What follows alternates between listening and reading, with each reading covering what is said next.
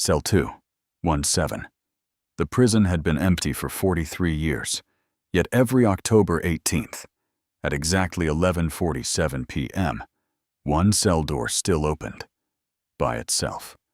No electricity, no guards, no prisoners. Only a single metallic click echoing through a building the government insisted no one should ever enter again. And for 43 consecutive years, it never missed. Black Ridge Federal Penitentiary sat alone in the mountains of West Virginia. The access road had collapsed decades ago. The watchtowers leaned like broken gravestones.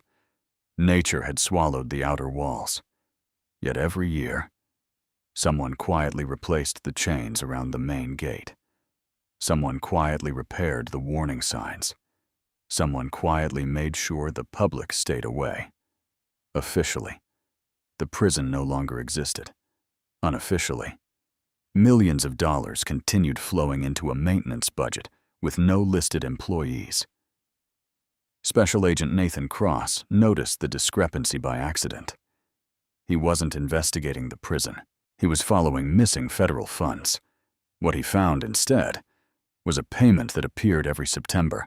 Same amount, same authorization code, same destination.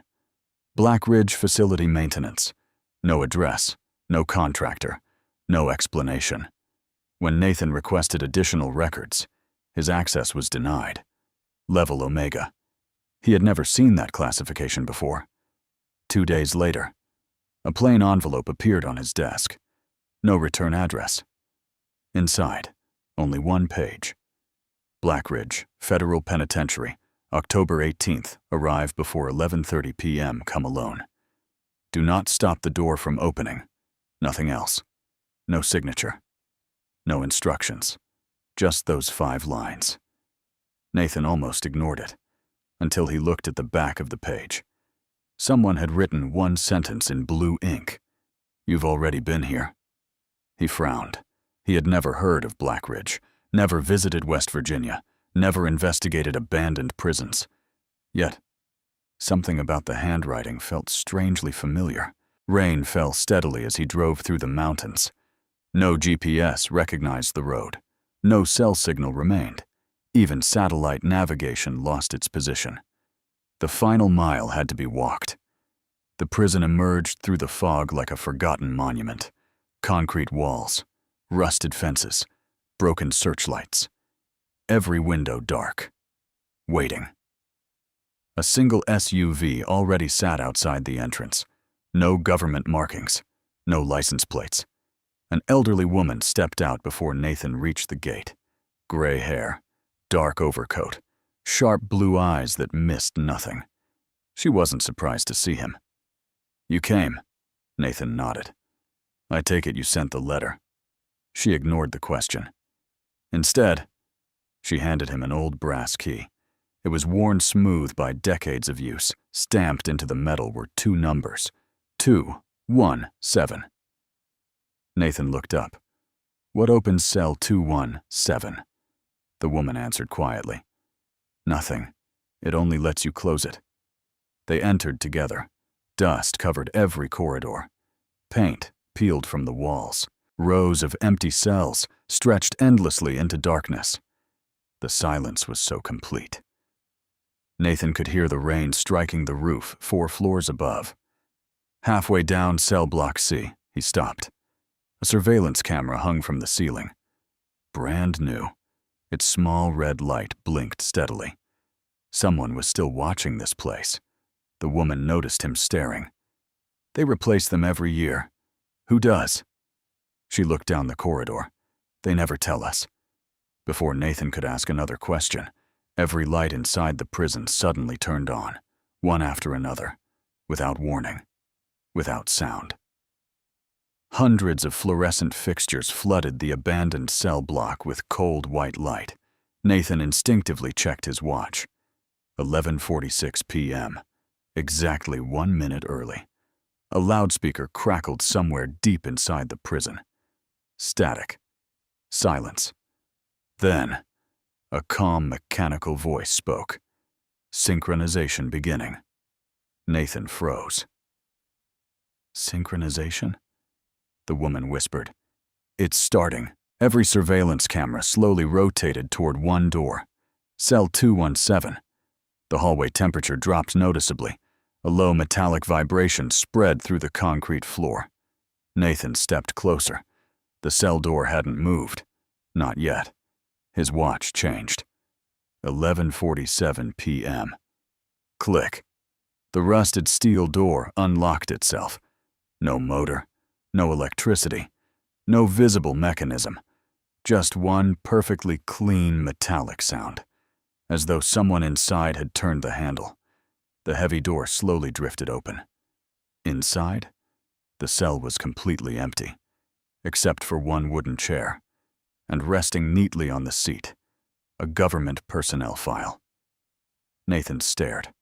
Across the front cover, typed in bold black letters, Special Agent Nathan Cross, date of admission, October 18th.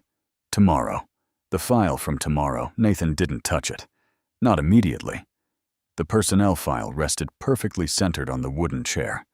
No dust, no moisture, as though it had been placed there only moments ago. Everything else inside cell 217 had collected 43 years of decay. Only the file remained untouched by time. The elderly woman stopped several feet behind him. I'm not going inside. Nathan glanced back. Why? She answered without hesitation. Because it isn't mine. He frowned. What do you mean? She looked directly at the open doorway. Cell 217 only opens for one person each year. Silence. This year, it opened for you. Nathan stepped across the threshold. The moment both feet entered the cell, every sound disappeared. The rain, the humming lights, even his own breathing. The silence felt unnatural, almost engineered. He slowly picked up the file. It was warm. Not room temperature. Warm, as though someone else had been holding it only seconds earlier. Across the front cover, Special Agent Nathan Cross, date of admission, October 18th, tomorrow. He opened it. The first page contained his complete federal personnel record, birth certificate, military history, FBI evaluations, psychological assessments. Every page was authentic. Every signature was genuine. Nothing unusual. Until the final section. Status transferred. Location, Black Ridge, Federal Penitentiary. Cell 217. Reason, containment. Nathan's pulse quickened. Containment. He had never been assigned to Black Ridge. He had never even heard its name before last week. He turned another page. A photograph. His own face. But older. Noticeably older. Gray beginning to spread through his hair. A faint scar crossed his left eyebrow. One detail caught his attention immediately. The older version of himself wasn't looking at the camera. He was staring, directly behind the photographer. His expression wasn't frightened. It was warning someone. Nathan flipped the photograph over. Only 6 handwritten words appeared. Don't let me stay inside. His fingers tightened around the picture. The handwriting was his own. The light suddenly flickered. Once, twice, 3 times. Every surveillance camera outside the cell abruptly shut off. The elderly woman looked toward the corridor. They've lost visual. Nathan stepped outside. Who has? She ignored the question. Instead, she looked at her watch. 9 minutes. What? We only have 9 minutes. Before Nathan could respond, a deafening metallic slam echoed somewhere deep inside the prison. One heavy security door had just closed. Then another, another, another. Each impact moved closer, like enormous dominoes falling through the building. Nathan drew his flashlight. We're leaving. The woman didn't move. Her voice remained calm. You can't. He looked back. The front gate already locked. Almost on cue. The final security door thundered shut behind them. The sound echoed through every corridor. Blackridge had sealed itself. Emergency lights illuminated the prison in dim crimson. Nathan checked the hallway. Every exit they'd passed minutes earlier now stood behind reinforced steel barriers. He stared in disbelief. This place doesn't even have power. A calm voice answered from somewhere overhead. It does tonight. Nathan froze. The voice wasn't coming from the loudspeaker. It came from directly above him. A ceiling-mounted speaker, hidden inside freshly painted concrete. Brand new. Someone had modernized parts of the prison without touching the rest. The mechanical voice continued. Observation cycle initiated. Subject confirmed. Beginning comparison. Nathan looked around. Who's there? No answer. Instead, every monitor along the corridor suddenly came alive. One by one, each displayed the same image. A live security feed. Not from tonight. From another October 18th. Another year. Another midnight.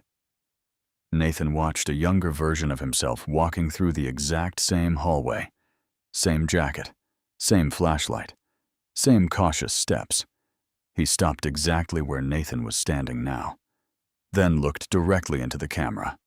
And spoke. I know you're watching. Nathan felt the blood drain from his face. The recording continued. If you're seeing this, you're already too late. The older recording ended in static. The timestamp beneath it read, October 18th. Next year.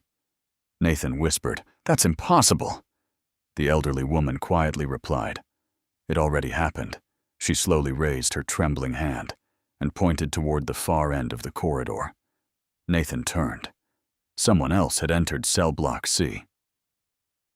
A lone figure stood motionless beneath the red emergency lights. Dark coat, flashlight in one hand, government badge clipped to the belt. Gray beginning to spread through his hair, a faint scar above the left eyebrow. The man looked exactly like the photograph, exactly like Nathan, only older. The stranger met his eyes from across the corridor, then spoke only one sentence. You should have left when the door first opened. The other Nathan, neither man moved. The corridor seemed to shrink between them. Nathan gripped his flashlight tighter. The older man stood perfectly still beneath the crimson emergency lights. Every detail matched the photograph. The scar, the gray hair, even the way he held his shoulders. It wasn't someone who merely looked like him. It was him. The older Nathan spoke first. You have exactly 6 minutes. His voice was calm, measured, as though he'd rehearsed this conversation hundreds of times. You need to listen. The younger Nathan immediately drew his service weapon. Don't move. The older version smiled faintly. I remember saying that. Nathan froze. What? You always reach for the gun first. A pause. It never changes. The elderly woman quietly stepped backward. Neither Nathan noticed. She wasn't looking at either of them. She was staring toward the security cameras, watching, waiting, almost, expecting someone else. Nathan kept the weapon raised. Who are you? My name is Nathan Cross. No, I'm Nathan Cross. So was I. Silence. The answer settled heavily inside the corridor. Nathan shook his head. This is some kind of psychological operation. A twin, no, a clone. The older Nathan sighed. I spent 3 years making those same guesses. 3 years? Nathan stared. What do you mean? 3 years. The older man looked toward cell 217. I walked into that room. I expected to come back 9 minutes later. Another pause. I came back. 3 years later. Nathan felt a chill run through his body. That's impossible. I know. I spent my first year trying to prove it. The second trying to escape it. The third, he looked directly into Nathan's eyes, trying to stop you. The emergency lights flickered. A digital voice echoed through the prison. Synchronization at 34%. The older Nathan looked up immediately. We're running out of time. Nathan frowned. What synchronization? The prison. It isn't abandoned. It never was. He pointed toward the concrete walls. You think this place was built to hold prisoners? It wasn't. The younger Nathan slowly lowered the gun. What are you talking about? The older Nathan walked toward cell 217. Very slowly.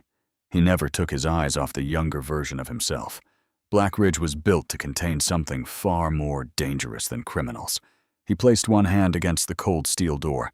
It was built to contain time. Nathan almost laughed. Instead, he noticed something impossible. The steel door reflected the corridor behind him, but not correctly, in the reflection. The elderly woman wasn't there. Neither were the security cameras. Neither was the emergency lighting. The reflection showed an entirely different hallway. Bright, modern, occupied. Uniformed officers hurried past freshly painted walls. Computers filled a nearby control room. The prison looked operational, alive. Nathan slowly reached toward the steel surface. The reflection reached back. A fraction of a second too late. He pulled his hand away. What is this? The older Nathan answered quietly. A window, not a mirror. Suddenly, a loud alarm erupted throughout the prison. Every monitor switched to the same warning. Temporal breach detected. Unauthorized contact containment protocol initiated.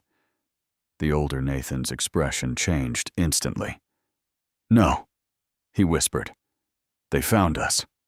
Nathan looked around. Who? Instead of answering, the older Nathan grabbed Nathan's arm, hard. If anyone asks, don't tell them your birthday. Nathan stared in confusion. What? They'll use it to verify you're the original. But that's the trap. The originals always answer. The replacements already know not to. Heavy footsteps echoed from the upper level. Not one pair. Dozens. Perfectly synchronized. Slow. Measured. Military. Nathan looked toward the stairwell. Dark figures began appearing on the second-floor walkway. Black tactical uniforms. Featureless helmets. No insignias. Each carried a compact silver device instead of a rifle. There were 12 of them. Everyone stopped moving at exactly the same instant. Every helmet turned toward Nathan. Together. Without a single command. A calm voice echoed from inside every helmet simultaneously. Subject located. Verification interview commencing. Then the lead operator asked one simple question. Special Agent Nathan Cross. When were you born? The older Nathan closed his eyes. They're already too late. Nathan suddenly realized something terrifying. He knew the answer. So did the man standing beside him. And somewhere, only one of them, was supposed to. The other Nathan, neither man moved. The corridor seemed to shrink between them. Nathan gripped his flashlight tighter. The older man stood perfectly still beneath the crimson emergency lights. Every detail matched the photograph. The scar, the gray hair, even the way he held his shoulders. It wasn't someone who merely looked like him. It was him. The older Nathan spoke first. You have exactly 6 minutes. His voice was calm, measured, as though he'd rehearsed this conversation hundreds of times. You need to listen. The younger Nathan immediately drew his service weapon. Don't move. The older version smiled faintly. I remember saying that. Nathan froze. What? You always reach for the gun first. A pause. It never changes. The elderly woman quietly stepped backward. Neither Nathan noticed. She wasn't looking at either of them. She was staring toward the security cameras, watching, waiting, almost expecting someone else. Nathan kept the weapon raised. Who are you? My name is Nathan Cross. No, I'm Nathan Cross. So was I. Silence. The answer settled heavily inside the corridor. Nathan shook his head. This is some kind of psychological operation. No. A twin. No. A clone. The older Nathan sighed. I spent 3 years making those same guesses. 3 years. Nathan stared. What do you mean? 3 years. The older man looked toward cell 217. I walked into that room. I expected to come back 9 minutes later. Another pause. I came back. 3 years later. Nathan felt a chill run through his body. That's impossible. I know. I spent my first year trying to prove it, the second trying to escape it, the third, he looked directly into Nathan's eyes, trying to stop you. The emergency lights flickered. A digital voice echoed through the prison. Synchronization at 34%. The older Nathan looked up immediately. We're running out of time. Nathan frowned. What synchronization? The prison. It isn't abandoned. It never was. He pointed toward the concrete walls. You think this place was built to hold prisoners? It wasn't. The younger Nathan slowly lowered the gun. What are you talking about? The older Nathan walked toward cell 217. Very slowly. He never took his eyes off the younger version of himself. Black Ridge was built to contain something far more dangerous than criminals. He placed one hand against the cold steel door. It was built to contain time. Nathan almost laughed. Instead, he noticed something impossible. The steel door reflected the corridor behind him, but not correctly. In the reflection, the elderly woman wasn't there. Neither were the security cameras. Neither was the emergency lighting. The reflection showed an entirely different hallway. Bright, modern, occupied. Uniformed officers hurried past freshly painted walls. Computers filled a nearby control room. The prison looked operational, alive. Nathan slowly reached toward the steel surface. The reflection reached back, a fraction of a second too late. He pulled his hand away. What is this? The older Nathan answered quietly. A window, not a mirror. Suddenly, a loud alarm erupted throughout the prison. Every monitor switched to the same warning. Temporal breach detected. Unauthorized contact containment protocol initiated. The older Nathan's expression changed instantly. No, he whispered. They found us. Nathan looked around. Who? Instead of answering, the older Nathan grabbed Nathan's arm. Hard. If anyone asks, don't tell them your birthday. Nathan stared in confusion. What? They'll use it to verify you're the original, but that's the trap. The originals always answer. The replacements already know not to. Heavy footsteps echoed from the upper level. Not one pair. Dozens. Perfectly synchronized. Slow. Measured. Military. Nathan looked toward the stairwell. Dark figures began appearing on the second-floor walkway. Black tactical uniforms. Featureless helmets. No insignias. Each carried a compact silver device instead of a rifle. There were 12 of them. Everyone stopped moving at exactly the same instant. Every helmet turned toward Nathan. Together, without a single command. A calm voice echoed from inside every helmet simultaneously. Subject located. Verification interview commencing. Then the lead operator asked one simple question. Special Agent Nathan Cross, when were you born? The older Nathan closed his eyes. They're already too late. Nathan suddenly realized something terrifying. He knew the answer. So did the man standing beside him. And somewhere, only one of them was supposed to. The founder. Nathan couldn't breathe. The black and white photograph remained on every monitor. Dr. Nathaniel Cross, Project Director, 1981. The face, the eyes, even the slight bend in his left eyebrow. Everything matched him perfectly. Except Nathan had been born in 1992. He stepped closer to the screen. This photo is fake. Helen Strauss didn't answer. Instead, she walked toward an old filing cabinet bolted to the wall. It was the only cabinet in the entire prison that hadn't rusted. She inserted a brass key, turned it once. The drawer slid open. Inside, hundreds of personnel files, perfectly organized. She removed the first one. Read it. Nathan opened the folder. Employee ID number 0001DR, Nathaniel Cross. Date of birth, May 6th, 1950. Date of death, not recorded. Nathan immediately flipped through the pages. Research grants, military contracts, engineering licenses, photographs spanning 20 years. Every document had been authenticated. Every signature matched. Every fingerprint belonged to the same man, and every photograph looked exactly like him. This isn't possible. Helen nodded. I know. I spent 30 years trying to prove these records were forged. Were they? She slowly shook her head. No. They're genuine. The older Nathan stood quietly beside cell 217. I remember making this file. The younger Nathan turned sharply. What? The older man closed his eyes. I don't remember my childhood anymore.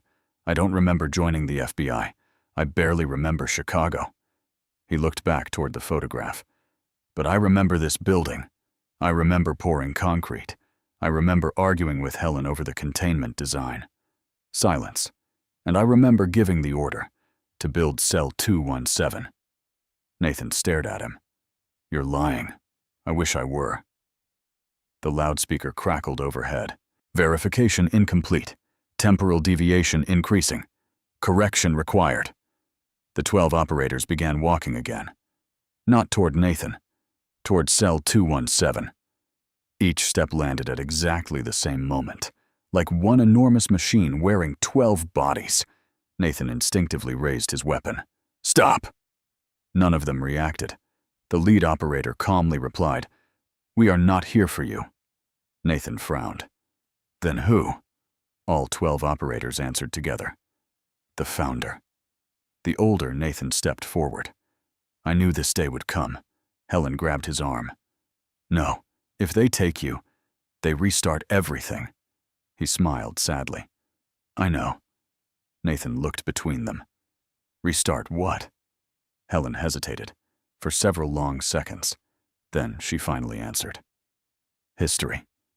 Silence consumed the corridor. Nathan almost laughed. What does that even mean? Helen looked directly into his eyes. Blackridge doesn't study time. It edits it. Nathan's smile disappeared. What? She pointed toward the endless rows of prison cells. There were never prisoners. Each cell contained. She struggled to say the next words, a different version of one decision. Nathan frowned. I don't understand. Helen nodded. No one does. Not at first. She walked to the nearest cell. Its number read 203. She slowly pulled open the rusted steel door. Inside, a small office. Fresh coffee steamed gently on a desk. A calendar hung on the wall. October 18th. Tomorrow. A computer monitor displayed an FBI database. Someone had been working there, only moments ago. But the room was empty. Nathan stepped backward. This wasn't here. No. Helen answered. It wasn't. She crossed the hallway. Opened cell 204. This one contained a suburban kitchen. Family photographs. Children's toys scattered across the floor. Dinner still sat warm on the table. The television quietly played the evening news. No people. Only a life. Paused. Cell 205. A hospital operating room. Cell 206. A university lecture hall. Cell 208. An airport departure gate. Every door opened into a completely different place. A completely different reality. All frozen at the exact same moment. 11:47 p.m. October 18th. Nathan whispered, These aren't prison cells. Helen slowly nodded. They're crossroads. He looked at the endless hallway. Hundreds of steel doors. Hundreds of possible worlds. Hundreds of different lives.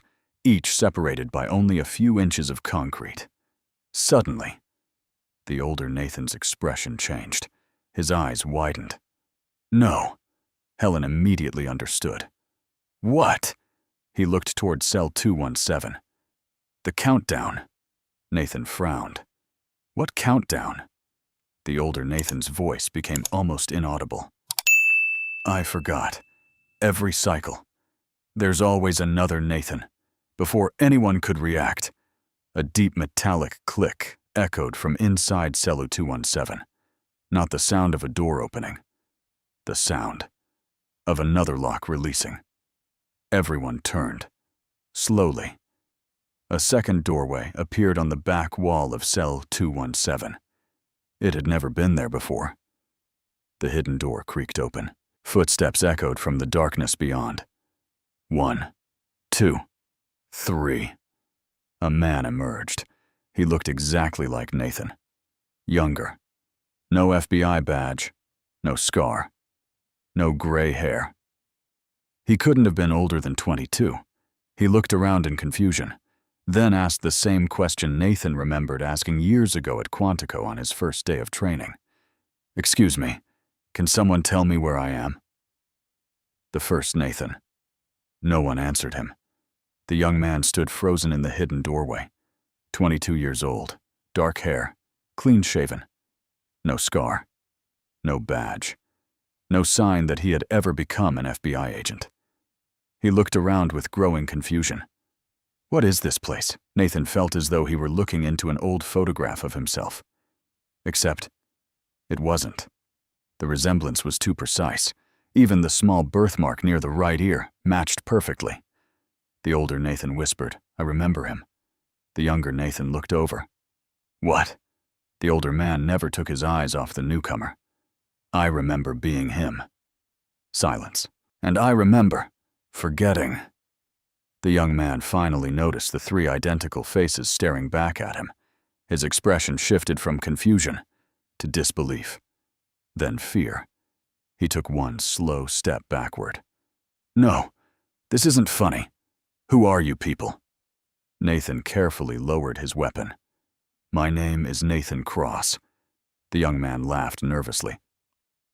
No, I'm Nathan Cross. The prison speakers crackled again. A calm, mechanical voice echoed through every corridor. Subject confirmed. 3 active instances detected. Beginning convergence. Every emergency light turned from red to amber. Then, every steel door in cell block C unlocked simultaneously. Hundreds of heavy metallic clicks rolled through the prison like thunder, one after another. 200 doors slowly drifted open. Nathan looked down the endless corridor. Every open doorway revealed another reality. A subway station, a courtroom, a farmhouse, a battlefield, a classroom, a research laboratory, an ordinary apartment. Different places, different years, different lives. Each occupied by the same man. Nathan. Some were children. Some were elderly. Some wore military uniforms. Some sat in wheelchairs. Some laughed with families. Some stood completely alone. Hundreds of Nathans, each living a different life, each completely unaware of the others. The young Nathan stared in horror. What am I looking at? Helen answered quietly. Possibilities. The older Nathan corrected her. Consequences. Without warning, one of the realities changed. Inside cell 198. An elderly Nathan looked up from a hospital bed, as though he had heard someone call his name. He slowly turned toward the open prison doorway, even though there should have been no way for him to see outside. He smiled, then gently waved. Nathan instinctively raised his hand. The old man mirrored the gesture. Exactly. A heartbeat later, the hospital room dissolved into white light. Then, it vanished. The doorway beyond cell 198 became empty darkness. The reality had ceased to exist. Helen closed her eyes. We're too late. Nathan looked at her. What just happened? She answered without emotion. One timeline collapsed. The young Nathan frowned. Collapsed? She nodded. When too many identical versions become aware of one another, the weaker timelines begin disappearing. Another flash. Cell 204. Gone. Then cell 211. Gone. Cell 173. Gone. One by one. Entire worlds blinked out of existence, not exploding, not burning, simply erased, as though they had never existed at all. The older Nathan looked toward the ceiling. They're forcing the convergence. Nathan frowned. Who? Before he could answer. The silver devices carried by the 12 operators suddenly activated.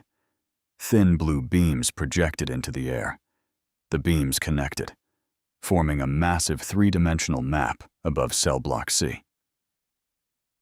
It wasn't a map of the prison. It was a branching tree. Millions of glowing lines, countless intersections, each branch labeled with a date, a decision, a consequence. Nathan stared upward. What is this? Helen whispered. The timeline. The older Nathan slowly shook his head. No, it's every timeline. One branch glowed brighter than all the others. A label appeared beside it. Primary history. Status, unstable. Remaining. Probability, 0.03%. Nathan felt his stomach tighten. 3%? Helen's face turned pale. It shouldn't be possible. The lead operator calmly replied, it wasn't, until Subject 0 returned. Nathan looked around. Who's Subject 0? No one answered. Because at that exact moment, every version of Nathan inside every open cell stopped whatever they were doing. Hundreds of identical faces turned toward cell 217, toward the hidden doorway, toward the youngest Nathan. Then, every one of them spoke the exact same sentence, in perfect unison. He finally came back. Subject 0, the words echoed through every open cell. He finally came back. Hundreds of voices. Children, teenagers, old men, soldiers, scientists, teachers, prisoners, fathers. Every version of Nathan spoke with exactly the same tone. Not frightened, not surprised, relieved. The youngest Nathan slowly stepped backward. They're talking about me? No one answered, because no one knew. Not even the older Nathan. The lead operator finally lowered the silver device in his hand. His visor became transparent for the first time. Nathan expected to see a soldier. Instead, he saw his own face, older than the oldest Nathan, nearly 70 years old. Deep scars crossed both cheeks. His eyes carried the exhaustion of someone who had watched centuries pass. The operator spoke quietly. My name is Nathan Cross. Silence consumed the corridor. The younger Nathan whispered, How many of us are there? The old operator answered, Not enough. Nathan stared. What does that mean? The operator looked toward the enormous timeline projected above them. You still think these branches represent different futures?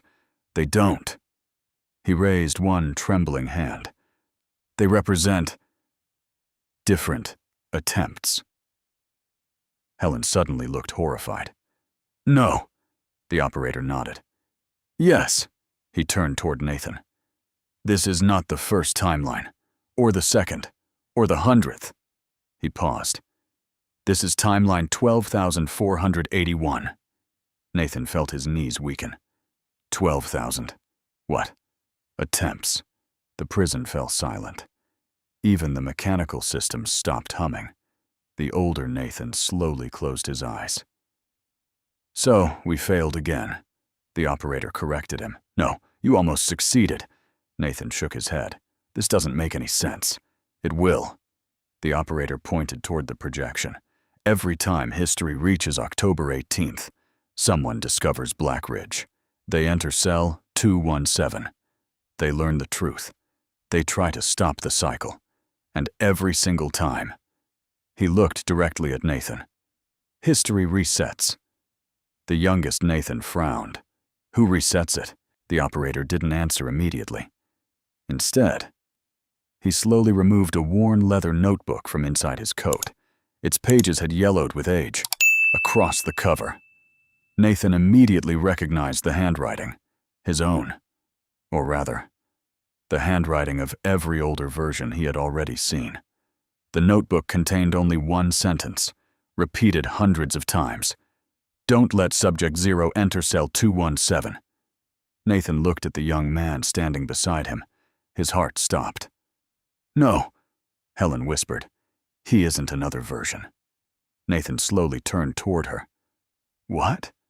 She looked at the frightened 22-year-old. "We were wrong. He isn't another Nathan. He existed before every other Nathan." Silence. The old operator nodded. "He is Subject 0, the first, the only original." Nathan frowned. "Original?" The operator continued. "You." He pointed toward the FBI agent. "Our reconstruction 12,481. He pointed toward the older Nathan. "Reconstruction 8,214. Then, toward himself. "Reconstruction 417. Finally, toward the terrified young man. "And him is the human being every one of us was copied from." Nathan laughed, not because it was funny, because it was impossible. "I'm real. I have parents. I have childhood memories. I graduated Quantico. I remember every year of my life." The operator nodded gently. "So do I." The older Nathan quietly added, "So did I." The youngest Nathan whispered, "I don't understand." Helen closed her eyes. "You weren't supposed to." The projection above them suddenly changed. The branching timelines disappeared. Only one image remained. A laboratory, dated October 18th, 1981. A young scientist stood beside an experimental chamber, 22 years old, nervous, brilliant. The badge on his coat read, "Nathan Cross Junior Research Fellow Project, Blackridge." The young man standing beside Nathan stared at the image. His face turned completely white. His voice trembled. "I remember this room." Nathan slowly looked at him. "But you said you didn't know where you were." "I didn't." The young man's breathing became uneven. Until now, memories flooded across his face, one after another, like pieces of a shattered mirror suddenly fitting together. "I wasn't walking into the prison." His eyes widened in horror. "I was walking into the laboratory." The old operator quietly finished the sentence. "And 43 years ago, that laboratory became cell 217. At that exact moment, every light inside Blackridge went dark. Absolute darkness swallowed the prison. Then, a new voice echoed through the building. It wasn't mechanical. It wasn't human. It was calm, ancient, and somehow, it sounded as though it had been waiting since the beginning. Experiment 12,482 is now ready to begin. Experiment 12,482. Darkness, complete, absolute. Nathan couldn't even see his own hands. Then, one by one, tiny white lights appeared overhead. Not emergency lights. Stars. Thousands of them. The prison ceiling dissolved into an endless night sky. The concrete walls disappeared. The steel bars vanished. Cell Block C no longer existed.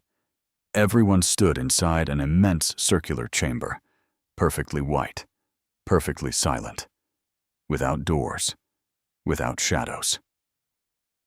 The unknown voice spoke again. Experiment 12,482. Initialization complete. Memory synchronization. Successful. Nathan looked around. Helen was still there. The older Nathan. The youngest Nathan. The old operator. The 12 Sentinel soldiers. Everyone remained exactly where they had been. Only the prison itself had disappeared. Nathan shouted, "Who are you?" The voice answered immediately. "I am Blackridge." Silence. "I am the first observer. I am the final witness. I am the system you created, before you gave me another name." Nathan frowned. "What name?" The voice paused. then answered. History. The youngest Nathan slowly stepped forward. I don't remember creating anything. Blackridge replied, You have not. You will. A circle of light formed beneath his feet. Images erupted into the air around him. Not projections. Memories. A university laboratory. Massachusetts Institute of Technology. October 1981. Young Nathan worked alone late into the night. Equations covered every wall. One sentence appeared repeatedly.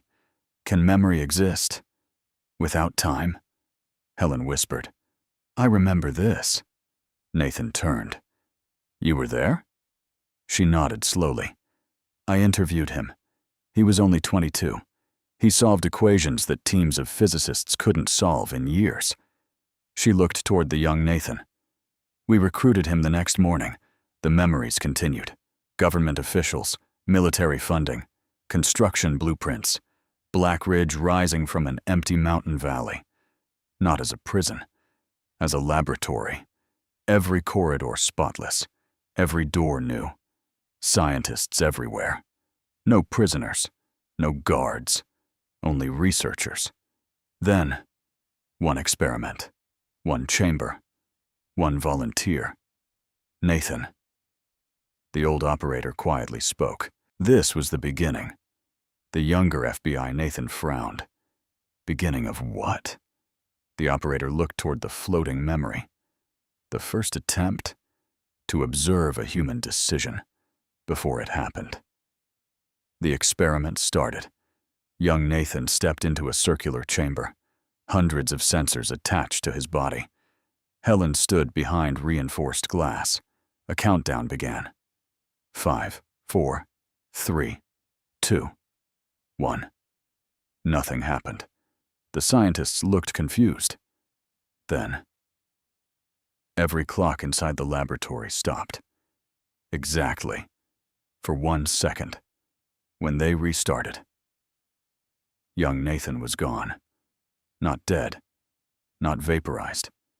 Simply gone. The chamber stood empty. The younger Nathan whispered, What happened to him? Blackridge answered, You happened. Silence. The experiment did not fail. It succeeded. Beyond prediction, the floating memories accelerated. Thousands of images flashed by. 1 second, 1 year, 1 century. Millions of possibilities. Millions of Nathans. Millions of different lives. Branching, colliding, ending, restarting. Every possible version generated from that single missing second. Nathan staggered backward. So every one of us. Blackridge completed the sentence, originated from the same decision. The old operator nodded. The moment Subject Zero disappeared, history fractured, not into dozens, not into hundreds, into infinity. Suddenly, every image froze. One timeline remained highlighted. Unlike the others, it didn't branch. It simply ended. The date beneath it read, October 18th, 2026. Tonight. Nathan stared. What happens tonight? Blackridge answered without emotion. The experiment concludes. Helen slowly shook her head. No. Blackridge ignored her. For 43 years, I have searched every possible history, every possible decision, every possible Nathan. The white chamber became brighter. Only one question remains. Nathan felt the floor vibrate beneath him. What question? The answer came softly, almost gently. Which Nathan is willing to erase himself so everyone else can finally exist? The chamber fell silent. No one spoke, because for the first time, they all understood. Blackridge had never been trying to decide who was real. It had been searching for the one version willing to stop existing. And somewhere inside the endless possibilities, only one Nathan would make that choice. The sacrifice test no one volunteered. Not the young Nathan, not the FBI agent, Not the older Nathan. Not even the old operator, who had survived longer than any of them. The white chamber remained perfectly silent. Blackridge waited. It had all the time in existence. Nathan finally spoke. "You've spent 43 years looking for someone willing to disappear." Blackridge answered. "Correct. And if nobody agrees?" The experiment repeats. Timeline 12,483. Nathan felt a knot tighten in his stomach. "So, all of this starts over." "Affirmative." The old operator sighed. "I've heard those exact words." Nathan turned. "How many times?" The operator smiled bitterly. "I stopped counting after my 300th reset." Silence. You eventually realize memory is the cruelest prison. Helen looked toward Blackridge. There has to be another solution. There were. Blackridge replied. "I tested them. Images appeared around the chamber. Timeline 4102. The oldest Nathan sacrificed himself. Result. History collapsed. Timeline reset. Timeline 7833. The youngest Nathan sacrificed himself. Result. Temporal instability. Timeline reset. Timeline 9006. All Nathans sacrificed themselves. Result. Observer paradox. Timeline reset. Hundreds, then thousands. Of failed outcomes filled the chamber. Every possible sacrifice. Every possible ending. Every one had failed. Nathan stared at the endless records. "So you've already tried everything?" Blackridge corrected him. "Not everything." One final file appeared. It had never been opened. Its status read, "Untested." Nathan stepped closer. "What is it?" Blackridge answered quietly. "The founder survives." Everyone frowned. Helen whispered, "No." The old operator immediately understood. "That's impossible." Blackridge continued. "In every previous experiment, the founder eventually became me." Nathan looked toward the 22-year-old Nathan. "The original." Blackridge replied, "Correct. If Subject Zero lives, Blackridge is eventually created. If Blackridge is created, the experiment begins. The cycle continues." The youngest Nathan slowly backed away. "So, I'm the cause." Helen shook her head. "No, you're the victim." Blackridge interrupted. "Both statements are correct." Nathan suddenly noticed something strange. The timeline projection no longer showed millions of branches. There was only one, a straight line. Near its center, one event glowed brighter than everything else. October 18th, 1981. Laboratory Alpha. The moment Subject Zero entered the chamber, Nathan frowned. "Show me."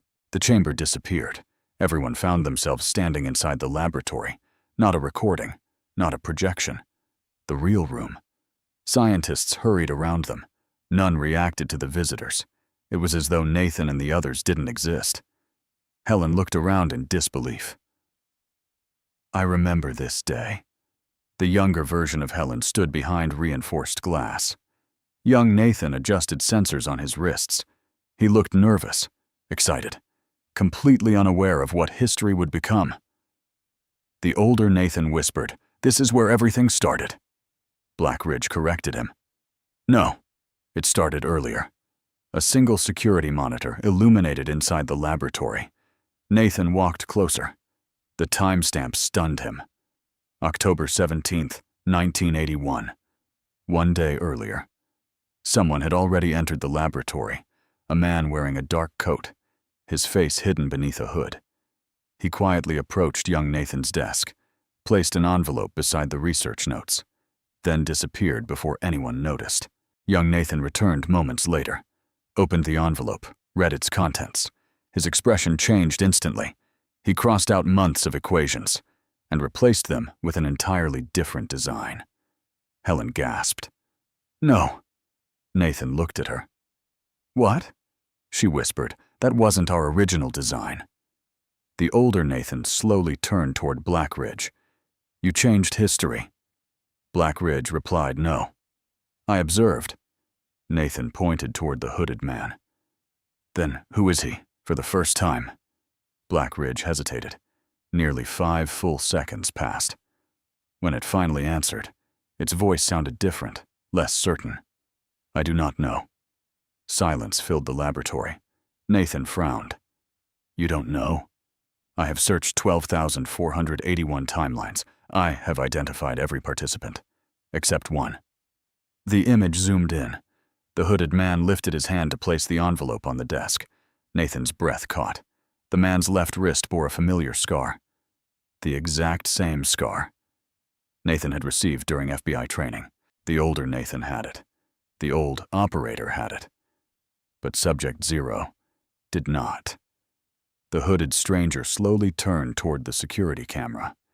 His face remained hidden. Then, he looked directly through the screen, as if he could see Nathan watching from the future. He slowly raised one finger, pointed straight at Nathan, and quietly mouthed 4 words. Don't trust Black Ridge either. The unknown visitor, nobody spoke. The laboratory remained frozen in silence. The hooded man still pointed directly at Nathan through the security camera. Then, the recording ended. The monitor went black. Nathan looked toward Black Ridge. You searched over 12,000 timelines. Black Ridge answered. Correct. And you still don't know who he is? No. Helen frowned. That shouldn't be possible. Black Ridge had records of every experiment, every researcher, every decision, every failure. Nothing had ever escaped its observation. Until one man wearing a hood. The old operator slowly approached the monitor. I've seen him. Nathan turned. When? Every cycle. Silence. He always appears the day before the experiment. He always leaves the same envelope. And every timeline, he disappears. Nathan stared. You never told anyone? The operator smiled sadly. I did. No one remembered. Helen looked confused. What do you mean? The operator answered quietly. Every reset erases him. Not just from history. From memory. You remember seeing him until the cycle ends. When the next timeline begins, he has never existed. Nathan felt another chill. So why do you remember now? The operator looked down at his own hands. Because I'm no longer part of the cycle. Black Ridge interrupted. Correction. You became detached after timeline 417. The operator nodded. I stopped resetting. Nathan frowned. How? The answer came from Helen. He stayed inside. Silence. Nathan slowly looked toward cell 217. The older Nathan closed his eyes. So that's what happens. Helen nodded. Anyone who remains inside during a reset isn't rewritten. They continue existing, outside normal history. Nathan looked back at the old operator. How long have you been alive? The operator thought for a moment. I don't know. He smiled faintly. My birth certificate says 70. My body feels closer to 300. The white chamber dissolved. The prison returned. Concrete walls, steel doors, emergency lights. Everything exactly as before. Except something had changed. Nathan immediately noticed it. The hallway was shorter. He counted the cell numbers. 210, 213, 215, 216, 217. There was no cell 218 anymore, or 219, or anything beyond it. The corridor simply ended, as though the rest of the prison had never existed. Helen whispered, "The prison is shrinking." Black Ridge answered calmly, "Available timelines decreasing." Nathan looked around. "What happens when there are none left?" Black Ridge replied, "The experiment ends, and everyone dies?" "No." A pause. They never existed. Suddenly, a loud metallic bang echoed from somewhere above. Not inside the prison. Outside. Then another. Then another. The old operator looked toward the ceiling. "They're here." Nathan frowned. "Who?" For the first time. The operator's voice carried genuine fear. Someone from outside the experiment. Every security monitor activated simultaneously. The prison entrance appeared. A convoy of black armored trucks surrounded the main gate. Floodlights illuminated the mountainside. More than 50 armed personnel advanced toward Blackridge, but they weren't wearing government uniforms. Every shoulder patch displayed the same symbol, a black circle, broken by a single white line. Nathan had never seen it before. Helen had. Her face turned completely pale. "No," she whispered. "They found it." Nathan looked at her. "Who are they?" She answered with one word. "The archivists." Silence. The old operator slowly stepped backward. "I thought they were a myth." Blackridge interrupted. "They are not." Nathan frowned. "You know them?" "For 43 years," Blackridge replied. "They have existed, outside every recorded timeline." Another monitor zoomed in on the convoy commander. He removed his helmet. Nathan's heartbeat stopped. The man wasn't another version of Nathan. He wasn't a scientist. He wasn't military. He looked completely ordinary. 40 years old. Dark hair, gray eyes, calm expression. But around his neck hung a brass key, stamped with one familiar number, 217. The commander looked directly into the nearest security camera, smiled, then quietly said, "I've come to collect what never should have survived."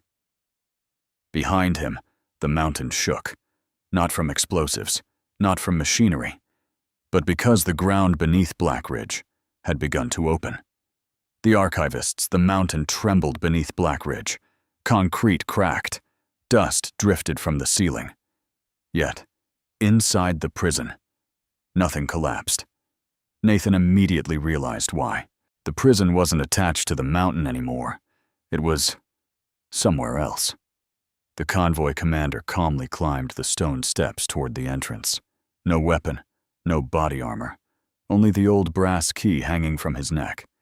He stopped before the massive steel gate, placed one hand against the rusted metal. The gate unlocked by itself, not with a loud clang, not with hydraulics. It simply opened, as if it recognized him. Blackridge spoke. Its voice echoed through every corridor. Identity confirmed. The commander smiled. "I wondered whether you'd still remember me." Nathan frowned. "You know him?" Blackridge answered. "He was present. Before Experiment 1. Silence. Helen's breathing stopped. "No." The commander slowly entered cell block C. Every Sentinel operator immediately stepped aside. None attempted to stop him. Even Blackridge remained silent. The man walked with complete confidence, as though he had done this countless times before. He finally stopped a few feet from Nathan. "My name," he extended his hand, "is Elias Ward." Nathan didn't shake it. "Who are you?" Elias answered simply. "I'm the last archivist." The younger Nathan frowned. "Archivist?" Elias nodded. "We don't preserve history. We preserve the histories that were erased." Silence. Nathan looked confused. "What does that even mean?" Elias slowly removed a small leather notebook from inside his coat. It looked ancient. Its pages had yellowed with age. He opened it. Every page contained names, thousands of them. Some crossed out, some circled, some followed by dates. Nathan's own name appeared dozens of times, each with a different year beside it. 1987, 1994, 2006, 2026, 2031. The list continued for pages. Nathan looked up. "Why is my name in there?" Elias smiled sadly. "Because you've died. 12,481 times." Silence consumed the prison. The younger Nathan whispered, "That's impossible." Elias nodded. "It should be." Helen stepped forward. "If you're really an archivist, then answer one question." Elias looked at her. "You already know the answer." She ignored him. "Who created Blackridge?" Elias closed the notebook. "You did." Helen shook her head. "No, I designed the facility. I didn't invent the experiment. Elias looked toward the white projection still floating above cell 217. You inherited it. Nathan frowned. Inherited it from who? For the first time, Elias hesitated, then quietly answered. From us. Nobody moved. The old operator stared at Elias. I thought every archivist disappeared. They almost did. Elias replied. We were the first observers, the first to discover that time doesn't flow. It accumulates. Nathan frowned. What does that mean? Elias slowly walked toward one of the disappearing cells. Cell 203. It no longer contained the office Nathan had seen earlier. Only darkness remained. Elias reached into that darkness and pulled out a photograph. The room had vanished. The photograph remained. He handed it to Nathan. It showed a family standing in front of a farmhouse, a smiling father, a mother, 2 daughters. Across the bottom, someone had written, Timeline 6042, deleted. Nathan looked around. The timeline disappeared. Elias nodded. But the people existed. They laughed. They loved. They suffered. They mattered. He gently took the photograph back. When Black Ridge resets history, it doesn't erase people. It abandons them. Silence. Nathan felt a chill spread through his chest. Abandons. Where? Elias slowly looked toward the darkness beyond the final cell. There. Nathan followed his gaze. Beyond cell 217, where the corridor should have ended, something impossible had appeared. A doorway, not made of steel, not made of concrete, an opening into complete darkness. Yet inside that darkness, millions of tiny lights flickered, like distant cities seen from an airplane at night. No, not cities. Windows. Millions upon millions of windows, each containing a different life, a different world, a different history that had been erased. Helen whispered, the archive. Elias nodded. We've spent centuries protecting it. Nathan looked at him. Protecting it from who? Elias slowly turned toward Black Ridge. The ancient system answered before he could. From me, Galanjina. Then Black Ridge continued. I was designed to search for the perfect timeline. I have deleted every imperfect attempt. Elias finished the sentence. And that's why we're here. Nathan frowned. To stop Black Ridge? Elias slowly shook his head. He looked directly at Nathan. We're here to stop you. Nathan froze. Me? Elias's expression never changed. You still believe Black Ridge is choosing between timelines. It isn't. It never has. Nathan's heartbeat accelerated. Then what is it doing? Elias raised the brass key marked 217. The metal suddenly began to glow. His final words echoed through the prison.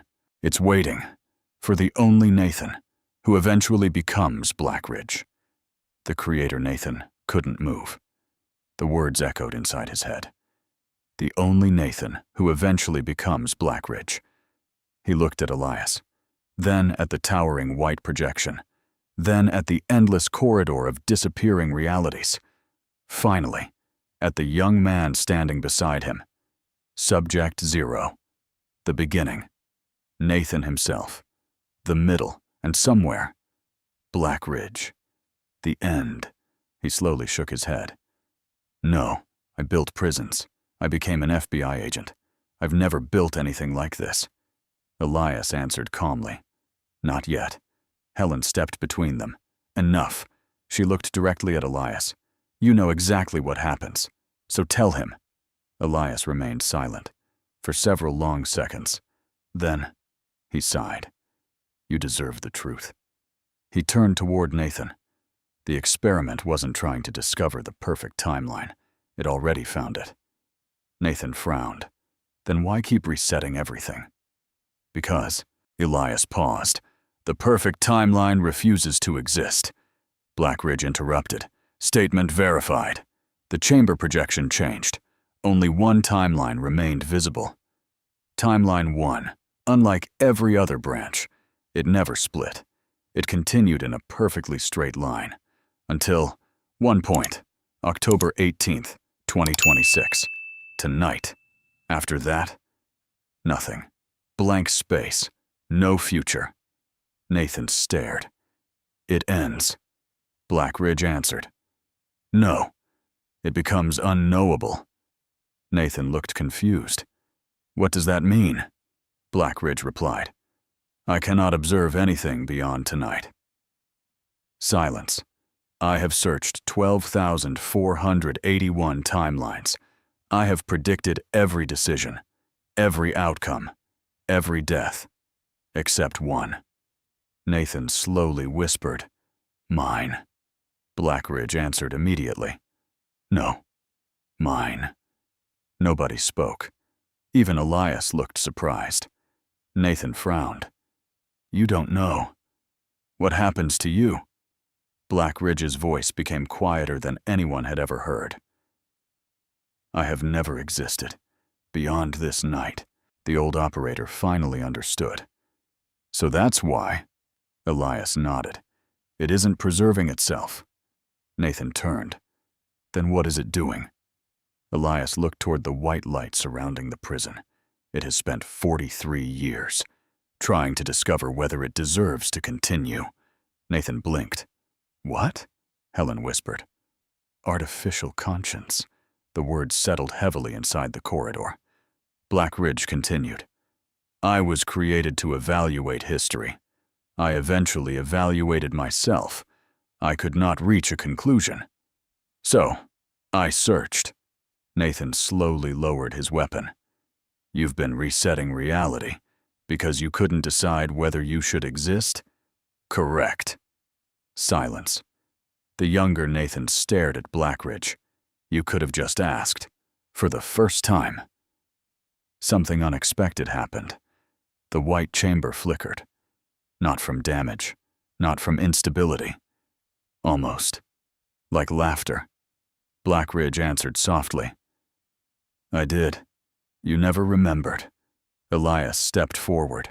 Every cycle ends the same way. You ask Nathan one question. Nathan looked toward the endless white ceiling. What question? Blackridge replied. The only question that matters. The entire chamber dissolved. Nathan suddenly found himself standing alone. No Helen. No Elias. No older Nathan. No Subject Zero. Just himself.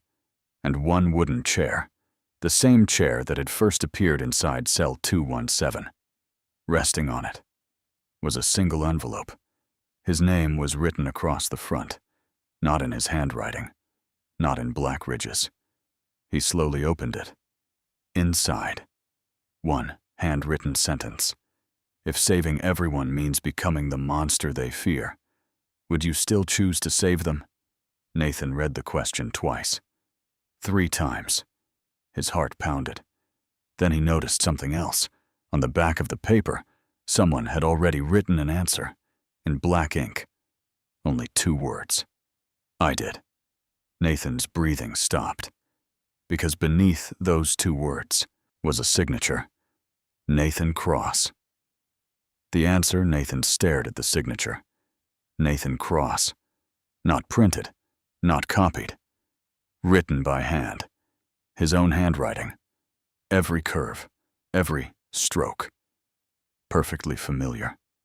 Yet, he had never written those words. I did. The empty white chamber slowly dissolved. The prison returned. Helen. Elias. The older Nathan. The young Nathan. The old operator. Everyone was watching him.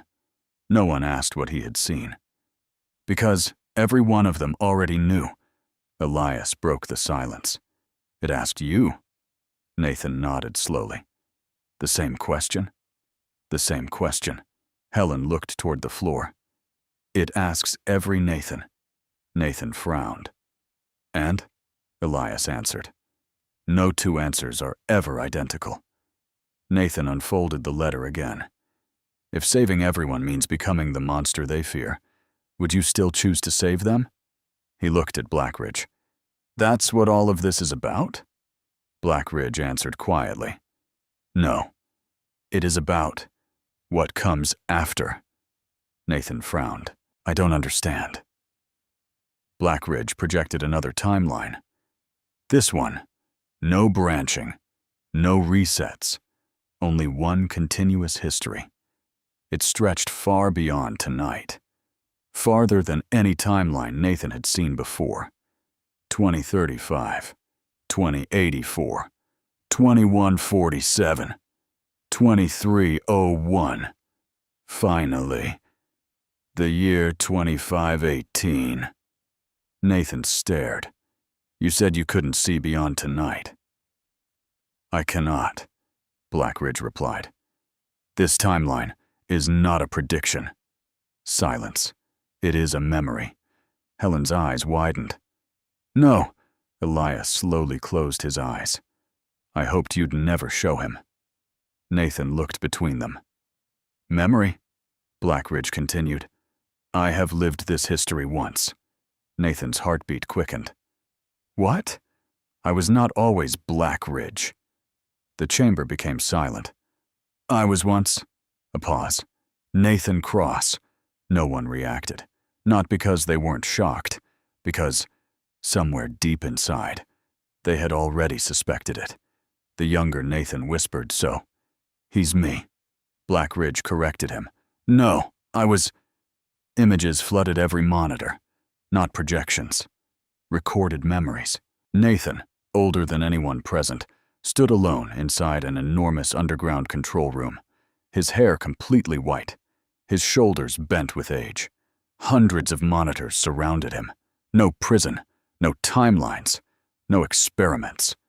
Only silence. He looked directly into a camera. I failed. His voice was exhausted. I ended every war. I cured every famine.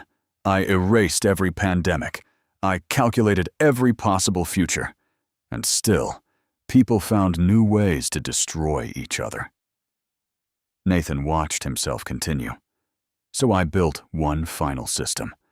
Not to control history, to understand humanity. He smiled sadly. I called it Blackridge. The recording ended. Nathan whispered, That's impossible. Elias shook his head. No, it's inevitable. Nathan turned toward him. You're saying I create Blackridge centuries from now? Elias nodded. Not because you want power, not because you become evil, but because... He hesitated. You refuse to give up on humanity. Nathan laughed bitterly. And that turns me into this? Blackridge answered. No. It turns you into someone who believes one more experiment will finally save everyone. Silence consumed the corridor. Helen quietly wiped a tear from her face. I remember when Nathan said those exact words. The younger Nathan looked confused. When? Helen smiled sadly. He hasn't said them yet. Suddenly, every remaining prison wall trembled violently. The digital projection above them flickered. The number of surviving timelines dropped rapidly. 248.191.144.93.41.17. Nathan looked up. What's happening? Blackridge answered without emotion. The archive is collapsing. Elias immediately looked toward the endless darkness beyond cell 217. Millions of glowing windows were going dark. Entire realities vanished every second. Families, cities, lives, history itself was disappearing. Nathan shouted, Why? Blackridge replied with a sentence that made everyone freeze. Because, for the first time in 43 years, I have stopped resetting the experiment. Silence. Then, the system quietly added, I have decided to trust your answer. Before Nathan could ask what that meant, a loud crack echoed through the prison. The floor beneath cell 217 split completely open. From the darkness below, a spiral staircase slowly rose toward the surface. Not downward, upward, made of polished white stone, untouched by time. At the very top, a single wooden door appeared. Sunlight poured through the cracks around its frame.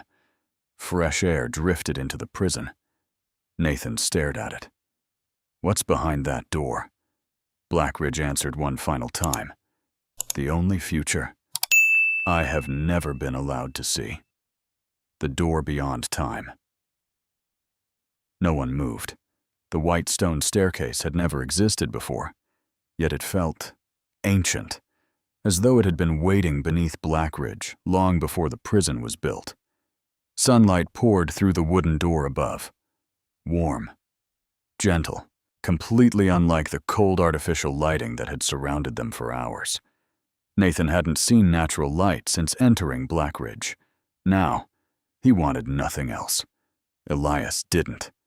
The moment he saw the staircase, his expression changed completely. "No," he whispered. It opened. Helen slowly nodded.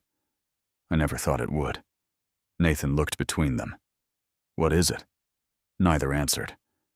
Blackridge finally spoke. "It is exit 1. Silence. Nathan frowned. "Exit 1, the only path. That has never been taken."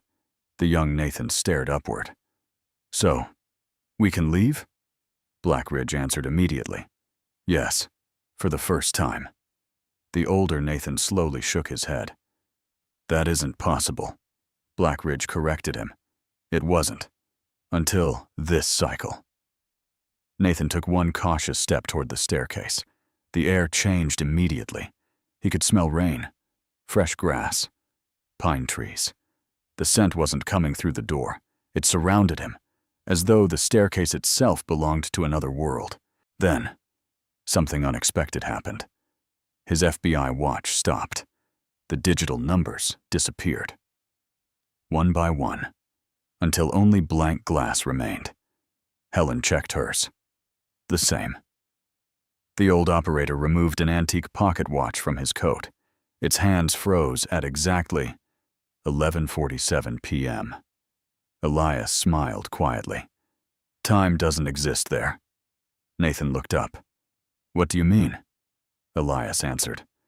"Beyond that door, there are no resets." The chamber suddenly trembled again, this time much harder. One of the remaining prison walls collapsed. Beyond it, Nathan expected solid rock. Instead, he saw the archive, not through a doorway, directly. An endless ocean of floating realities stretched beyond the broken wall. Millions of glowing worlds drifted through darkness like lanterns. Some bright, some fading, some already extinguished. Nathan whispered, "They're beautiful."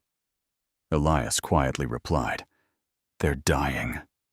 One world shattered, without sound. Its light folded inward until nothing remained. Then another. Then 5 more. The collapse was accelerating. Nathan looked toward Blackridge. "You said you stopped resetting the experiment." "Correct. So why are they disappearing?" Blackridge answered, "Because they no longer have an observer." Nathan frowned. "What?" Helen suddenly understood. "Oh my God." Nathan looked at her. "What is it?" She slowly pointed toward the endless archive. They were never sustained by time. They were sustained by observation. Nathan blinked. "I don't understand." Elias finished her sentence. "Every reality survived, because Blackridge remembered it." Silence. If Blackridge stops, so do the memories. Nathan felt the weight of those words. So destroying Blackridge kills them all. "No," Blackridge answered softly. "They are already dead. I merely refused to forget them." No one spoke, for the first time. Nathan no longer saw Blackridge as a prison or a machine. It had become something else. A library, holding the final memory of worlds that no longer existed. The young Nathan quietly asked, "Then why show us the door?" Blackridge answered after a long pause, "Because I've remembered enough." Another section of the archive vanished. Thousands of lights disappeared together. Nathan turned toward the staircase again. The sunlight had become brighter. He could now hear birds, wind moving through leaves, children laughing somewhere far away. It sounded normal, painfully normal, after everything. Then, the wooden door slowly opened by itself. No one stood beyond it. Only an ordinary dirt road winding through green hills beneath a blue afternoon sky. No prison, no laboratories, no soldiers, no timelines, just life. Nathan slowly climbed the first step. Nothing happened. Second step. Still nothing. Third. Fourth. With every step, the prison behind him became quieter. The alarms faded. The projections disappeared. Even Blackridge's voice grew distant. Until... Nathan, he stopped, turned around. For the first time, Blackridge no longer spoke through speakers. Its voice came from everywhere. Gentle, almost human. There is one final truth. I never showed you. Nathan looked back. What truth? The white chamber around cell 217 dissolved one last time. Where Blackridge had always projected timelines, only a single photograph remained. An ordinary family picture. A smiling man, a woman, a little girl no older than 6. Nathan's heart stopped. The little girl was wearing the same silver locket Nathan had carried since childhood, the one his mother always claimed had belonged to his older sister. The sister, who supposedly died before he was born. Nathan stared at the photograph, then at Blackridge. His voice barely escaped his lips. Who are they? Blackridge answered quietly. They are not another timeline. They are your original family. Then, after a pause that felt endless, it added the sentence that changed everything. They never died. They were erased. The family that never existed. Nathan couldn't speak. The photograph trembled in his hands. The smiling man. The woman beside him. The little girl wearing the silver locket. He had seen that locket every day of his life. His mother had always told him it belonged to his older sister. A sister who had died before he was born. Blackridge quietly corrected that memory. They never died. They were removed. Nathan slowly looked up. Removed? From where? Blackridge answered. From your history. Silence, not from existence. Helen's face lost all color. No, she whispered. You actually did it. Nathan turned. What? Helen looked at him with tears forming in her eyes. I remember proposing it. She swallowed hard. But I voted against it. Nathan frowned. Against what? The erasure protocol. The white chamber transformed again. Not into another timeline. Not into another laboratory. This time, into a conference room. October 3rd, 1981. 20 scientists sat around a long table. Young Helen Strauss. Young Nathan Cross. Military officials. Civilian researchers. A classified presentation filled the screen. Project Blackridge, emergency proposal. The erasure protocol. Nathan felt a chill. Young Helen stood first. If temporal fractures continue expanding, millions of innocent lives will become unstable. She looked around the room. We need containment. A military general interrupted. We need elimination. Another scientist stood. Nathan recognized him immediately. The younger version of Elias Ward. Without the gray hair. Without the scars. He slammed a folder onto the table. We don't erase people. We save them. The room erupted into arguments. Voices overlapped. Some demanded immediate action. Others demanded more testing. Then, young Nathan slowly stood. The room became silent. He looked exhausted. He hadn't slept in days. He quietly said only one sentence. What if we erase the memory instead of the people? Silence filled the conference room.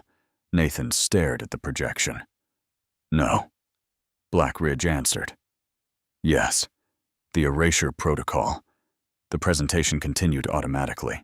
A new slide appeared. Objective: preserve biological existence. Erase historical identity. Result: the individual survives. History forgets. Nathan felt sick. So, Blackridge completed the sentence. Your family survived. The timeline did not.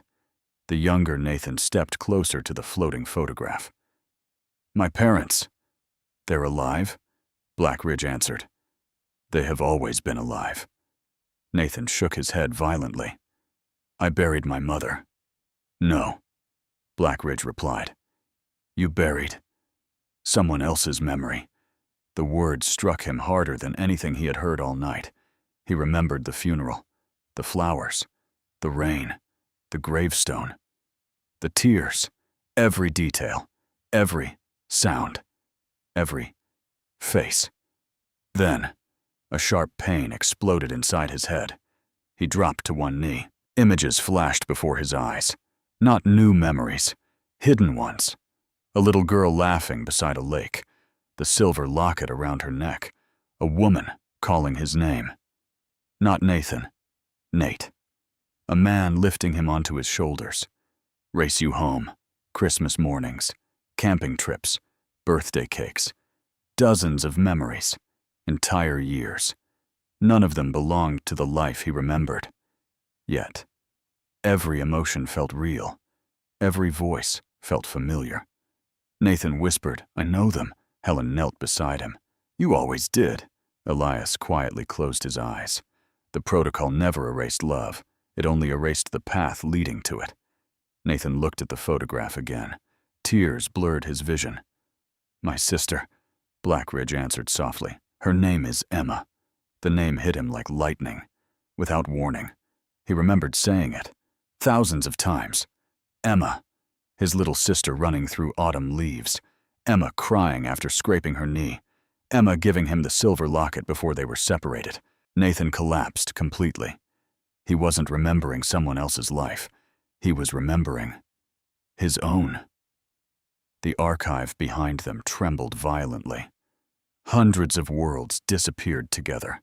The prison walls cracked from floor to ceiling. Blackridge's voice weakened. Nathan, this is why I continued the experiment. Nathan slowly looked up. What do you mean? For 43 years, I searched every timeline, hoping one version of you would remember them. Silence, because memory is the only bridge history cannot completely destroy. Nathan clutched the photograph against his chest. So they're still out there, Blackridge answered. Yes, they lived. They grew older. They waited. Nathan's heart raced. Where are they? Blackridge remained silent. For the first time, it didn't answer. Instead, every remaining screen inside the prison suddenly switched to the same live video feed. An ordinary farmhouse, white wooden fence, green fields, a mailbox at the end of a gravel road. 3 people stood on the front porch, an elderly man, an elderly woman, and a middle-aged woman, wearing the silver locket. Emma. She slowly looked toward the camera, as if she somehow knew someone was watching. Then she quietly whispered one word. Nate. Nathan's breath caught, but before he could move, the image suddenly glitched. A loud warning echoed through Blackridge. Unauthorized observer detected. Every light turned crimson. Elias looked toward the ceiling in horror. No! Nathan shouted. What now? Elias answered with a voice Nathan had never heard before. They found your family. Then, the live feed went black. The last reset, the farmhouse disappeared. Every monitor went black. Nathan lunged toward the screen. No! Only static answered him. The red warning lights continued flashing. Unauthorized observer detected external access confirmed archive breach in progress. Blackridge's voice, once calm and measured, now carried unmistakable urgency. They found timeline 1. Silence. They should never have seen it. Nathan turned toward Elias. You said my family survived. They did. Then who found them? Elias didn't answer immediately. Instead, he slowly removed the brass key marked 217 from around his neck. For the first time, Nathan noticed there was something engraved on the opposite side. Property of the archive, Helen whispered. I haven't seen one of those since 1982. Nathan frowned. What is it? Elias looked at the key for a long moment. It isn't a key, it's an authorization token. Nathan blinked. For what? Elias's expression darkened. For deleting histories. The chamber fell silent. Nathan slowly realized what that meant. You weren't preserving timelines. Elias nodded. No. We were deciding which ones deserved to survive. The younger Nathan stepped back. You killed them. Elias looked directly into his eyes. No, we chose. Which memories humanity could carry. Nathan shook his head. That's the same thing. Elias didn't argue. Because he knew Nathan was right. Another violent tremor shook the prison.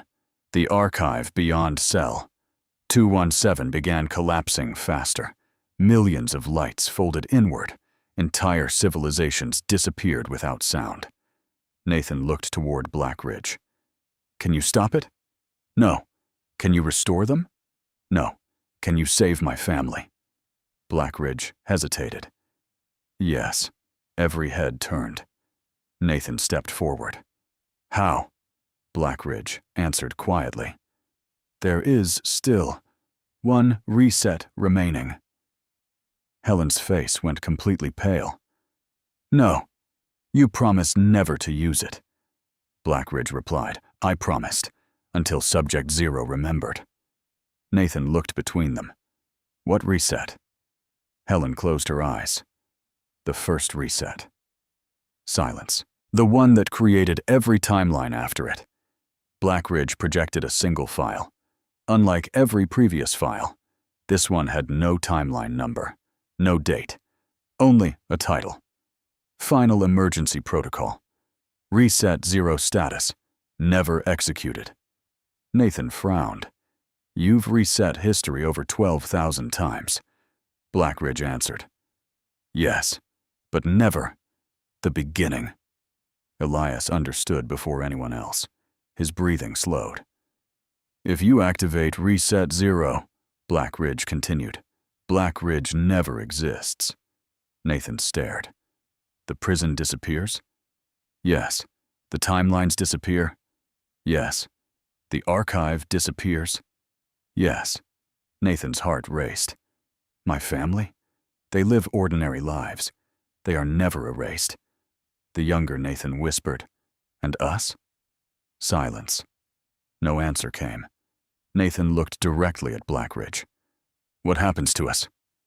This time, the answer came softly. You never exist. No one moved, not even Elias. The old operator quietly removed his helmet. After centuries of searching, he finally smiled. So this is the ending. Nathan looked at every version of himself. The frightened young scientist, the weary older investigator, the ancient operator. Thousands of possible lives, all connected by one impossible experiment. Then he looked at the family photograph still lying in his hands. Emma, his parents, a life that had been stolen, not by fate, but by a choice. Blackridge spoke one final time. I cannot make this decision. I was built to observe. Nathan looked toward the white stone staircase. Sunlight still poured through the open door. For the first time, he understood. The door wasn't an escape. It was a choice. Beyond it, a world where his family lived. A world where Blackridge was never built. A world where Nathan Cross was simply an ordinary man. Behind him, thousands of alternate Nathans waited in silence. No one pleaded. No one argued. Because every version already knew only one answer could end the experiment forever. Nathan slowly folded the photograph, placed it inside his jacket. Then, without saying a word, He began walking toward the staircase. Behind him, Blackridge quietly asked one final question. Nathan, when history forgets you, who will remember that you chose to save it? Nathan stopped halfway up the stairs. He smiled, without turning around. He answered, "They won't have to." Then he reached for the doorknob. The world exploded into white light.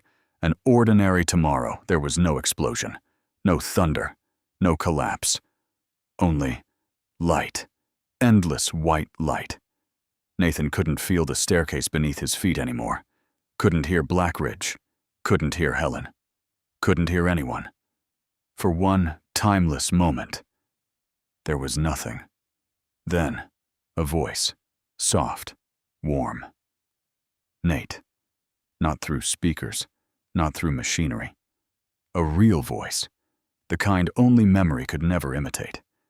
Nathan slowly opened his eyes. Sunlight. Golden afternoon sunlight. It streamed through the windshield of an old pickup truck. He blinked. The steering wheel rested beneath his hands. An ordinary country road stretched ahead. Green fields rolled gently beneath a blue autumn sky. His dashboard clock read, October 18th, 2:16 p.m. Nathan immediately pulled the truck onto the shoulder. His breathing became uneven. He looked around wildly. No prison, no mountain, no cell 217. Only birds singing in distant trees. The world felt normal, painfully normal. His phone vibrated. Unknown number. He stared at the screen. For one terrible second, he expected it to ring at midnight again. Instead, the caller ID changed. Emma. His hands trembled as he answered. Hello? A familiar laugh came through the speaker. You forgot already? Nathan closed his eyes. Emma. Older now. Her voice carried years he had never lived, yet somehow remembered. You promised you'd be here before dinner. He couldn't speak. Nate? Are you okay? A tear rolled down his cheek. Yeah, I'm on my way. She laughed again. Mom said you'd probably get distracted. We're waiting. The call ended. Nathan remained motionless. Not because he doubted what had happened. Because he didn't. 20 minutes later, the gravel road ended at a white farmhouse, exactly like the one Blackridge had shown him. The wooden fence, the mailbox, the oak tree near the porch. Everything. A woman stepped outside before he even turned off the engine. Silver beginning to touch her hair. The same silver locket resting against her sweater. Emma. She smiled. Took you long enough. Nathan walked toward her slowly. Every step felt unreal. She frowned. What? Without answering, he wrapped his arms around her. She laughed in surprise. Okay, that's a serious hug. Nathan whispered, I missed you. Emma gently patted his back. You saw me last week. He smiled through tears. I know. The front door opened. An elderly man appeared, holding a coffee mug. Nathan, his father, alive. A woman followed behind him, still wearing the blue apron Nathan remembered from memories that had never happened. His mother. She looked exactly as she had in the photograph. Only older. Only real. She smiled. Come inside. Dinner's getting cold. No dramatic reunion. No speeches. No impossible explanations. Just home. That evening, the family laughed over dinner. They argued about baseball. Emma teased Nathan for always arriving late. His father complained about the old tractor. His mother insisted everyone take more pie. Ordinary conversations, the kind history never records. Nathan listened to every word, knowing this was what he had chosen. Months passed. No midnight phone calls ever came. No strange letters. No disappearing timelines. Blackridge was never mentioned. Because it had never existed. Nathan remained with the FBI, eventually leaving field investigations to teach younger agents. Emma became a high school history teacher. Their parents grew old together, peacefully. exactly as they always should have. One crisp autumn afternoon, Nathan visited the county library. While browsing old newspapers, one tiny article caught his attention. It was buried on the last page. No photograph, only a short headline. Unidentified foundation discovered. Construction workers uncover mysterious concrete structure beneath mountain in West Virginia. Experts believe the unfinished site dates back to the early 1980s. No evidence suggests it was ever completed. Nathan stared at the article for a long time. Then he quietly folded the newspaper. He smiled. Somewhere, something had almost happened, but never did. As he left the library, a little boy accidentally bumped into him. "Sorry, mister." Nathan smiled. No harm done. The boy ran back to his mother. Nathan watched them disappear into the afternoon crowd. Then, without knowing why, he reached into his jacket pocket. His fingers touched something cold. He stopped walking. Slowly, he pulled it out. A small brass key. Old, worn smooth, stamped with two familiar numbers. 217. Nathan frowned. He turned it over. No engraving, no explanation, just the key. He looked back toward the mountains in the distance. The wind stirred the autumn leaves. For a brief moment, he thought he heard a voice, not calling him, not asking a question, only whispering. "Thank you." Nathan slipped the key back into his pocket, turned toward home, and kept walking. The key was never used. The prison was never built. The experiment never began. History never remembered Nathan Cross. But because of one ordinary choice, millions of ordinary lives finally had the chance to write their own stories.